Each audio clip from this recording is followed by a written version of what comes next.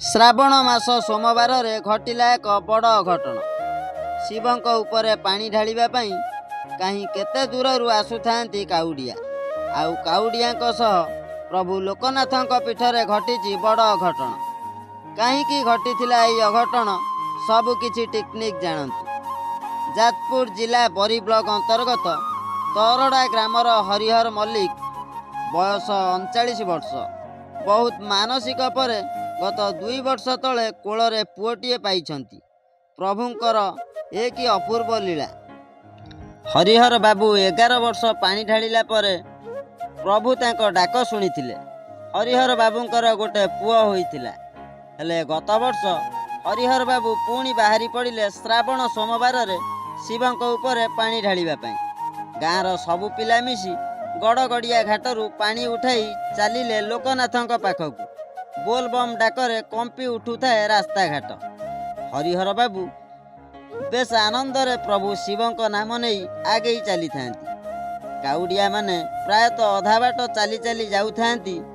ଧୀରେ ଧୀରେ ସନ୍ଧ୍ୟା ହେଇ ଆସୁଥାଏ। କାଉଡ଼ିଆମାନେ ବି ଭାବୁଥାନ୍ତି କେମିତି ଜଲ୍ଦି ଜଲ୍ଦି ଯାଇ ପହଞ୍ଚିବେ।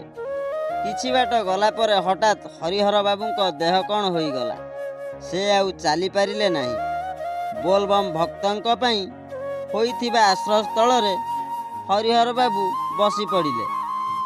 ଆଉ ପାଦେ ବି ଚାଲିପାରିଲେ ନାହିଁ। ବାଉଙ୍ଗିକୁ ଆଶ୍ରୟସ୍ଥଳରେ ରଖି ବସି ପଡ଼ିଲେ, ବିଶ୍ରାମ କଲେ। ହେଲେ ତାଙ୍କ ଗାଁ ଲୋକେ ବ୍ୟସ୍ତ ହୋଇପଡ଼ି ହରିହର ବାବୁଙ୍କୁ ଡାକିଲେ। ହରିହର ବାବୁ କହିଲେ, ତମେ ଆଗେ ଆଗେ ଚାଲ, ମୁଁ ଟିକେ ବିଶ୍ରାମ କରି ତମ ପଛେ ପଛେ ପହଞ୍ଚିଯିବି। ସେପଟେ ଗାଁ ଲୋକେ ଆଗେ ଆଗେ ପଳାଇଲେ। ହେଲେ ରାତି ଧୀରେ ଧୀରେ ପାହି ଆସୁଥାଏ। ହରିହର ବାବୁଙ୍କର ଦେହରେ ଯେମିତି ବଳ ନଥିଲା ଭଳି ଲାଗୁଥିଲା। ଗୋଟେ ପାଦ ବି ଉପରକୁ ଉଠାଇ ପାରୁନଥିଲେ। ସେ ମହାଦେବଙ୍କୁ ଭକ୍ତିରେ କହିଲେ, ହେ ପ୍ରଭୁ, ଏମିତି କାହିଁକି ମୋ ସହ ହେଉଛି? ଆପଣ ହିଁ ମୋର ସାହା ଭରସା। ତା କିଛି ସମୟ ପରେ ଜଣେ ବ୍ୟକ୍ତି ଆସି ହରିହର ବାବୁଙ୍କୁ ଉଠାଇଲେ। ଯେମିତି ହରିହର ବାବୁଙ୍କୁ ଛୁଇଁ ଦେଇଛନ୍ତି, ସେହି ବ୍ୟକ୍ତି ହଠାତ୍ ତାଙ୍କ ଦେହରେ ବଳ ଆସିଗଲା।